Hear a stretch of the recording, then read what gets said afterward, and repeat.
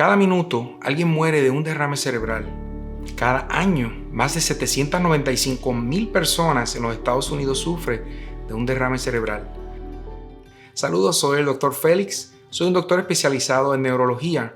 En este video aprenderás, número 1, cuál es la evaluación urgente de las embolias cerebrales. Número 2, el tratamiento disponible para tratar una embolia y salvar la vida. ¿Cuál es el tratamiento preventivo de las embolias? Y también aprenderás cuáles son las terapias necesarias para estimular la recuperación del paciente.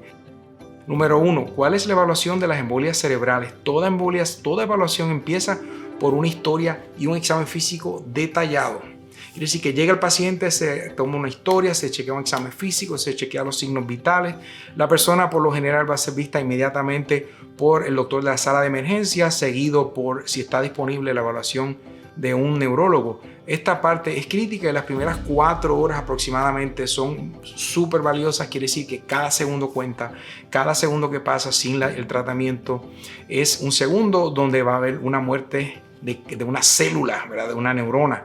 Ahora, ¿cuál es la evaluación que se hace además de esa evaluación inicial? Va a ser el número 1. Vamos a chequear el cerebro. ¿Qué checamos en el cerebro? Una tomografía computarizada cuando llega el paciente y estamos descartando ahí que haya una hemorragia. Número 2, vamos a chequear la sangre, vamos a chequear los riñones, el hígado, vamos a chequear lo que es el colesterol, vamos a chequear la coagulación.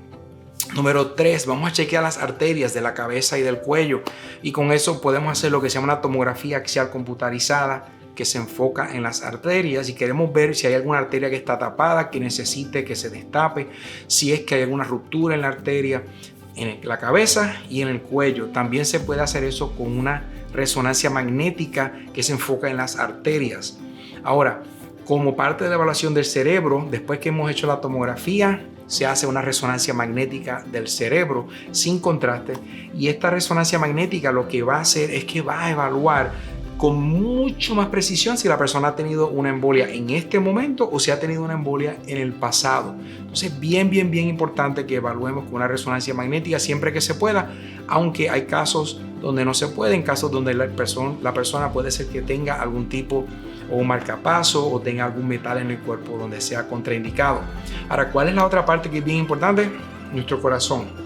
En el corazón, cuando llega la persona, se chequea un electrocardiograma para ver los latidos del corazón, ver el ritmo cardíaco, y lo otro que es bien importante es un ecocardiograma. El ecocardiograma va a ver el funcionamiento del corazón y queremos evaluar si el corazón está bombeando suficiente sangre, si tiene fuerza. Y también estamos evaluando si es que hay algún hoyito o algún foramen que no se cerró bien durante el desarrollo de ese corazón, que puede estar pasando sangre de un lado del corazón a otro, creando una turbulencia, y eso puede crear un lugar donde se puede formar un coágulo. Ahora, antes de continuar, te invito a que te suscribas a este canal, que le dejes la campanita para que no te pierdas de ningún video, y te agradezco de antemano por formar parte de esta gran comunidad. Ahora, número 2. ¿Cuál es el tratamiento disponible para una embolia? La parte más importante es que se acuerden que en español e inglés dicen el tiempo es cerebro. Quiere decir que cada segundo, cada minuto que pasa es un segundo, es un minuto donde hay células en nuestro cerebro que pueden estar muriendo, y es porque no le está llegando suficiente oxígeno, porque está tapado el flujo sanguíneo. Las primeras 4 horas, por lo general, de 3 horas y media a 4 horas y media, es el tiempo crítico. Quiere decir que si tienen una persona que tiene un síntoma como este, tienen que ir inmediatamente a ser evaluado a la sala de emergencia, porque lo que se llama la medicina TPA, esa puede ser utilizada a través de la vena para poder ayudar a romper ese coágulo y que pueda fluir mejor la sangre, y así la persona pueda tener una recuperación mucho más pronta. Ahora, hasta las primeras 12 horas hay otros tratamientos que también podemos hacer. Dentro de eso está el TPA, que es el Tissue Plasminogen Activator Factor, que se puede hacer el TPA intraarterialmente. Quiere decir que se puede utilizar un angiograma, un catéter que va hasta el cerebro, que llega a la arteria, evalúa todo el cerebro, y se puede inyectar directamente en esa arteria esa medicina para ayudar a ir rompiendo lo que es el coágulo. Otro tratamiento que es muy beneficioso es lo que se llama una embolectomía.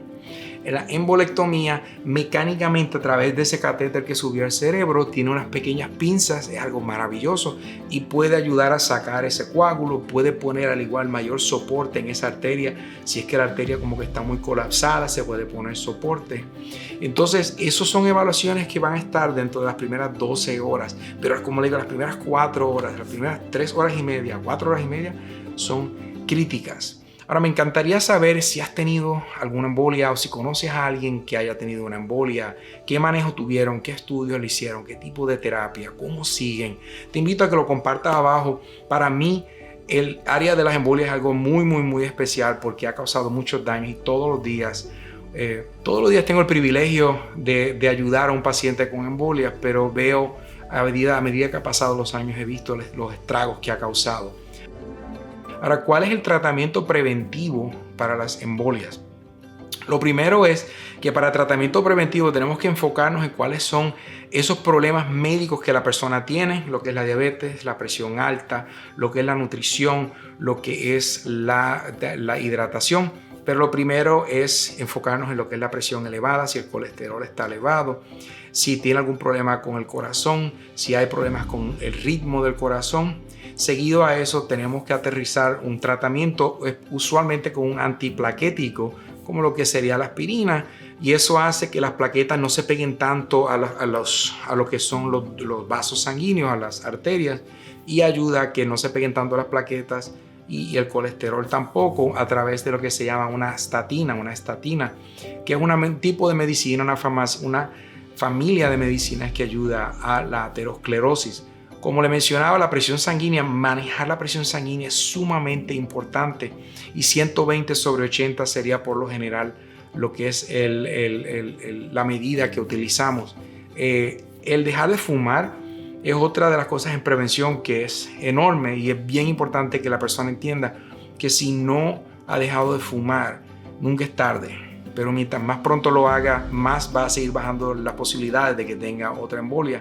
El empezar a hacer el ejercicio regular, el mejorar la nutrición, el envolver dentro de nuestra nutrición lo que es una nutrición a base de plantas. Mientras más plantas podamos meter en nuestra nutrición, mejor va a ser.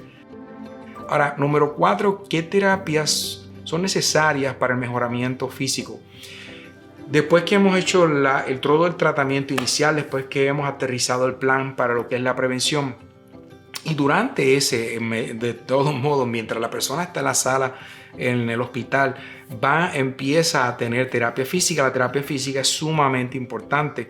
Y en la terapia física se va a informar, va a haber una evaluación muy completa de qué es lo que esa persona necesita. Y dentro de las terapias está la terapia física para aterrizar un plan para lo que es mejorar la fortaleza de la persona, la pérdida de sensación, la pérdida del balance, la terapia del habla, la terapia del lenguaje. Lo que es la terapia ocupacional es sumamente importante porque también ayuda al paciente a que vaya viendo cómo puede seguir una vida normal o una vida lo más normal posible, aún mientras está este proceso de recuperación. Y acuérdense que por lo general el primer año es el tiempo donde se ve mayor recuperación, pero siempre le enfatizo a los pacientes que es bien importante que nunca pierdan la esperanza, que se acuerden que aún con el tiempo que haya pasado, después que estén vivos, tienen la posibilidad de que haya mejoría poco a poco. Lo que pasa es que hay que seguir con el ejercicio, hay que seguir cuidándonos. Así que espero que este video te haya sido de provecho. Te invito a que le des like, que lo compartas, que te suscribas al canal y que le des a la campanita para que no te pierdas de ninguno de los próximos videos que te compartiré y que tengas un día extraordinario. Hasta pronto.